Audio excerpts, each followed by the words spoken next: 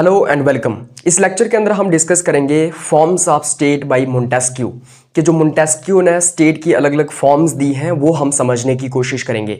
Forms of state मतलब अलग अलग प्रकार की गवर्नमेंट कैसी होती है, किस तरीके से अलग अलग देशों के अंदर अलग अलग प्रकार की गवर्नमेंट हमें देखने को मिलती है या फिर गवर्नमेंटल स्ट्रक्चर हमें देखने को मिलता है, जैसे democracy, Republic, monarchy, aristocracy, despotism, ये सब ही आता है फॉर्म्स ऑफ स्टेट में। तो जब मैं मोंटेस्क्यू की बात करता हूं, देखो मोंटेस्क्यू एक फ्रेंच फिलोसोफर थे और अगर मैं मोंटेस्क्यू की बात करूं तो उनकी बड़ी एक मशहूर किताब है जिसको स्पिरिट ऑफ लॉज के नाम से जाना जाता है। और इसी किताब के अंदर वो अपनी सेपरेशन ऑफ पावर का कंसेप्ट देते हैं। सेपरेशन ऑफ पावर, उन्होंने अलग अलग गवर्नमेंट्स को एनालाइज किया, पॉलिटिकल सिस्टम्स को एनालाइज किया और फिर उन्होंने सेपरेशन ऑफ पावर का कंसेप्ट दिया। तो ये जो सेपरेशन ऑफ पावर का कंसेप्ट है ये मोंटेस्क्यू के साथ जुड़ा हुआ है। जब मैं forms of state by Montesquieu की बात करता हूं, देखो मोंटेस्क्यू ने जो है वो स्टेट्स को 3 मेन फॉर्म्स में डिवाइड किया। उसने कहा कि 3 मेन फॉर्म्स की गवर्नमेंट हमें देखने को मिलती है अलग अलग देशों के अंदर। सबसे पहले कौन सी है? रिपब्लिक। अब रिपब्लिक क्या होती है? देखो रिपब्लिक वो फॉर्म ऑफ गवर्नमेंट है या फॉर्म ऑफ स्टेट है, a state where people are their representatives rule. एक ऐसी स्टेट, एक ऐसा देश जहां पे लोग या फिर लोगों के चुने हुए नुमाइंदे राज करते हैं, रूल करते हैं, गवर्न करते हैं। The government depends on the consent of the citizens. और जो गवर्नमेंट होती है वो सिटीजन्स की कंसेंट के ऊपर डिपेंड होती है। सिटीजन्स की कंसेंट के ऊपर डिपेंड होती है मतलब क्या? मतलब लोगों की सहमति शामिल होती है गवर्नमेंट के अंदर। लोगों की सहमति शामिल होती है मतलब क्या? मतलब लोगों की सहमति के बिना गवर्नमेंट काम नहीं कर सकती है। इवन कि लोगों की सहमति के बिना गवर्नमेंट बन ही नहीं सकती है। लोगों की सहमति मतलब लोग वोट करते हैं और जब लोग वोट करते हैं तब गवर्नमेंट फॉर्म होती है और फिर गवर्नमेंट रूल करती है। So without the consent of people कोई भी गवर्नमेंट जो है वो रूल नहीं कर सकती है। तो लोगों की कंसेंट हमेशा शामिल होती है। जैसे हिंदुस्तान की अगर मैं बात करूं तो जो मोदी गवर्नमेंट हिंदुस्तान में आज रूल कर रही है, क्या लोगों की कंसेंट उसमें शामिल नहीं है? बिल्कुल है, क्योंकि लोगों ने ही वोट दिया है। लोगों की मर्जी से ही सरकार बनी है। अगर लोगों की मर्जी ना होती तो सरकार ना बनती। तो लोगों की कंसेंट शामिल है। तो यहां पे गवर्नमेंट जो होती है वो लोगों की कंसेंट के ऊपर डिपेंड होती है। अब रिपब्लिक की 2 सब टाइप्स जो हैं वो मोंटेस्क्यू ने दी है। वो दो सब टाइप्स कौन सी हैं? सबसे पहले डेमोक्रेसी। मतलब रिपब्लिक के अंदर 2 सब टाइप्स आती हैं। पहली डेमोक्रेसी। डेमोक्रेसी मींस जहां पे सिटीजन्स मतलब लोग डायरेक्टली पार्टिसिपेट करते हैं डिसीजन मेकिंग में। डायरेक्टली पार्टिसिपेट करते हैं डिसीजन मेकिंग में। बेसिकली यहां पे डायरेक्ट डेमोक्रेसी की बात की जा रही है। मतलब लोग सारे इकट्ठे होते हैं और फिर वो सारे के सारे लोग इकट्ठे होकर फैसले लेते हैं। दैट इज कि लोग डायरेक्टली पार्टिसिपेट कर रहे हैं डिसीजन मेकिंग में। जो भी फैसले लिए जा रहे हैं, जो भी कानून बनाए जा रहे हैं, वो सारे लोग इकट्ठा मिलकर उन कानूनों को बनाने का काम कर रहे हैं, उन फैसलों को लेने का काम कर रहे हैं। एग्जाम्पल क्या इसकी? जैसे एंशिएंट एथेंस। तो आपने सुना होगा कि सबसे पहले डेमोक्रेसी स्टार्ट कहां हुई थी? एथेंस में हुई थी, आज से 2200 साल पहले, 2500 साल पहले।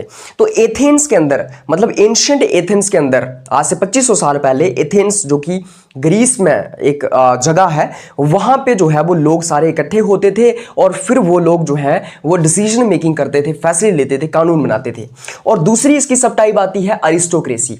अब अरिस्टोक्रेसी क्या होती है? अरिस्टोक्रेसी जो है वो उसके अंदर फ्यू सिलेक्टेड सिटीजन्स जो है वो गवर्न करते हैं। तो कुछ वहां पे लोगों को सिलेक्ट किया जाता है। वो सिलेक्ट जिन लोगों को किया जाता है वो कौन होते हैं? वो कुछ नोबल्स हो सकते हैं, कुछ एलिट्स हो सकते हैं, कुछ अमीर लोग हो सकते हैं समाज के अंदर, या फिर कुछ लोग ऐसे समाज के अंदर जिनका बड़ा ओहदा है, जिनका रुतबा है, जिन लोगों की मतलब एक हाई प्रेस्टीज है समाज के अंदर, है ना। तो वो एलिट्स या नोबल्स जो है वो रूल करते हैं, गवर्न करते हैं, राइट। इनको सिलेक्ट किया जाता है। ये कुछ सिलेक्टेड लोग होते हैं, कुछ गिने चुने लोग। वो अमीर लोग हो सकते हैं, वो बड़ी किसी खास फैमिली से हो सकते हैं, वो हाई प्रेस्टीज वाले, इज्जत वाले लोग हो सकते हैं समाज के अंदर। वो जब रूल करते हैं उसको हम अरिस्टोक्रेसी कहते हैं। एग्जाम्पल क्या है इसकी एग्जाम्पल है स्पार्टा। स्पार्टा भी हमें एंशिएंट स्पार्टा की ही बात यहां पे हो रही है। मतलब आज से 2500 साल पहले कहां पे? ग्रीस के अंदर, मतलब यूरोप के अंदर जो ग्रीस है वहां पे हमें स्पार्टा देखने को मिलता है। तो सबसे पहली जो फॉर्म उसने बताई वो थी रिपब्लिक। अब सेकेंडली वो बात करता है मोनार्की की। सेकेंड फॉर्म कौन सी है? मोनार्की। मोनार्की क्या है भाई? मोनार्की वो है जहां पे एक शख्स रूल करता है, जैसे वो राजा भी हो सकता है और रानी भी हो सकती है। So a state ruled by a single person, king queen according to law. लेकिन कानून के तहत ही राज किया जाता है, मतलब एक राजा या रानी राज कर रहे हैं लेकिन कानून के तहत राज कर रहे हैं। ऐसा नहीं है कि जो उनकी मर्जी कर रही है वो कर रहे हैं, बल्कि कानून जो है उसी के अकॉर्डिंगली वो लोगों को चला रहे हैं, लोगों के ऊपर राज कर रहे हैं। तो कानून के अगेंस्ट राजा और रानी भी नहीं जा सकते हैं। Power is moderate and limited by law और कस्टम। अब उनकी पावर जो होती है, राजा और रानी की पावर एब्सोल्यूट नहीं होगी, मतलब अनलिमिटेड पावर नहीं होगी। जो उनकी मर्जी करेगी वो नहीं करेंगे, मतलब मनमानी से वो रूल नहीं करेंगे, बल्कि कानून के दायरे में रह के ही वो रूल करेंगे, कानून के अगेंस्ट में नहीं जाएंगे। इसलिए जो कानून होगा या फिर जो कस्टम रीति रिवाज है उससे जो है वो उनकी पावर लिमिटेड हो जाती है या फिर मॉडरेट हो जाती है। कहने का मतलब ये है कि वो कस्टम के अगेंस्ट नहीं जा सकते, कानून के अगेंस्ट नहीं जा सकते, इसलिए उनकी पावर लिमिटेड है। उनकी पावर जो है वो अनलिमिटेड नहीं है। वो आर्बिट्रेरी तरीके से मनमर्जी से हर कुछ नहीं कर सकते हैं, वो कानून के अगेंस्ट नहीं जा सकते हैं, कस्टम के अगेंस्ट, रीति रिवाज के अगेंस्ट नहीं जा सकते हैं, इसलिए उनकी पावर अनलिमिटेड नहीं है बल्कि लिमिटेड है। The king govern with honour और प्रेस्टीज, नॉट आर्बिट्रेरी बिल। अब जो राजा होता है वो मन मर्जी से रूल नहीं करता है, जो उसकी मर्जी करती है वो वैसा नहीं करता है कि मर्जी करी किसी को फांसी में लटका दो, मर्जी करी किसी को गोली मार दो, ऐसा नहीं होता है। राजा जो है वो ऑनर और प्रेस्टीज के साथ रूल करता है, मतलब लोग राजा की रिस्पेक्ट करते हैं और राजा की पावर्स जो है, राजा जो है वो कानून और रीति रिवाज के अगेंस्ट नहीं जा सकता है। एग्जाम्पल क्या है इसकी? तो इंग्लैंड इसकी एग्जाम्पल है, खास करके मोंटेस्क्यू के टाइम पे, मतलब 17th सेंचुरी के आसपास या 18 सेंचुरी के आसपास जो इंग्लैंड में राजा का रूल हुआ करता था, मोनार्की हुआ करती थी, वो इसकी एग्जांपल है। अब मोटिवेशन या स्पिरिट क्या होती है मोनार्की की? मतलब मोनार्की के पीछे का मोटिवेशन क्या होता है या उसकी इसेंस क्या होती है, उसकी स्पिरिट क्या होती है? तो मोनार्की के अंदर मेन स्पिरिट या मोटिवेशन ऑनर रहता है। ऑनर मतलब सिटीजन्स जो होते हैं वो इज्जत करते हैं राजा की और इसलिए राजा की बात मानते हैं। मतलब लोग इसलिए राजा की बात मानते हैं क्योंकि राजा की इज्जत करते हैं, राजा की जो है वो रिस्पेक्ट करते हैं, इसलिए ऑनर जो होता है वो एक तरीके की मोटिवेशन या स्पिरिट होती है मोनार्की की। उसके बाद थर्ड फॉर्म जो इसके अंदर आती है वो है डिस्पोटिज्म। तो third form of state Montesquieu कहते हैं कि डिस्पोटिज्म है। डिस्पोटिज्म का मतलब क्या हुआ? डिस्पोटिज्म का मतलब हुआ absolute power lies in the hands of one ruler who governs without loss.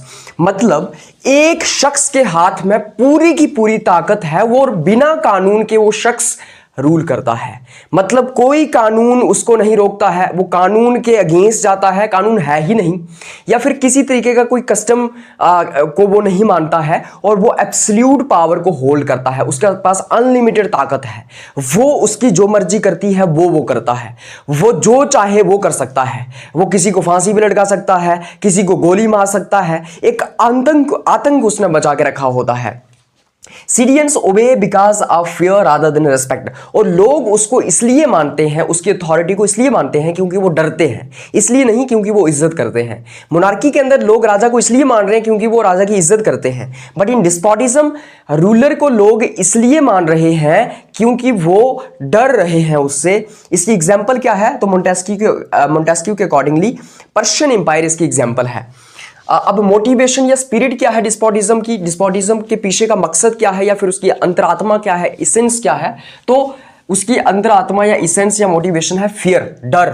The ruler uses terror, force and arbitrary authority to control people. जो रूलर होता है, जो शासक होता है, वो आतंक का इस्तेमाल करता है, वो फोर्स का, ताकत का इस्तेमाल करता है, दंड का इस्तेमाल करता है और मनमर्जी करता है अपनी लोगों को कंट्रोल करने के लिए। तो ये एक तरीके की डिक्टेटरशिप होती है, मतलब जहां पे रूलर के पास एब्सोल्यूट कंट्रोल होता है और वो मनमर्जी से जो उसकी मर्जी करती है वो करता है। तो ये है मोंटेस्क्यू का फॉर्म्स ऑफ स्टेट, जिसमें मोंटेस्क्यू अलग अलग फॉर्म्स की बात करते हैं कि स्टेट के अंदर अलग अलग फॉर्म्स क्या होती हैं, या फिर अलग अलग फॉर्म्स ऑफ स्टेट क्या हैं, या फिर अलग अलग गवर्नमेंट स्ट्रक्चर्स किस तरीके से ऑपरेट करते हैं। अलग अलग देशों के अंदर।